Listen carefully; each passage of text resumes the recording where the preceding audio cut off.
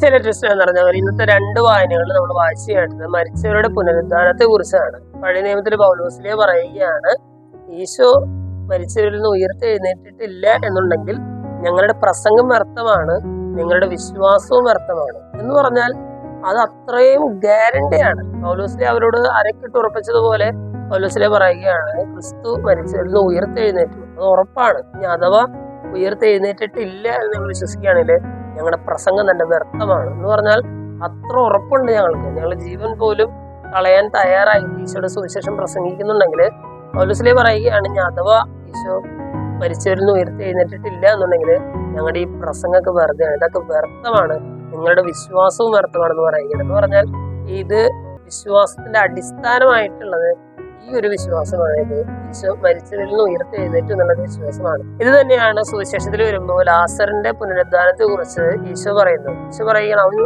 ഉയർത്തെഴുന്നേൽക്കും, ഉറപ്പാണ്. അപ്പൊ മർത്ത പറയുന്നുണ്ട് അവൻ അന്ത്യദിനത്തിൽ ഉയർത്തെഴുന്നേൽക്കും. ഈശോ പറയുകയാണ്, അല്ല, അവൻ മരിച്ചവരിൽ നിന്ന് ഉയർത്തെഴുന്നേൽക്കും എന്നുള്ളത് ഉറപ്പാണ് എന്ന് ഈശോ പറയുകയാണ്. സ്നേഹമുള്ളവരെ, ഇന്നത്തെ രണ്ട് വചനവായനകളും കേട്ട് കഴിയുമ്പോൾ ഈ മരിച്ചവരുടെ പുനരുദ്ധാനത്തിലുള്ള ഒരു വിശ്വാസം അതില് കൂടി വളർന്നു വരാനായിട്ടുള്ള ഒരു കൃപയ്ക്കായിട്ട് നമുക്ക് പ്രാർത്ഥിക്കാം.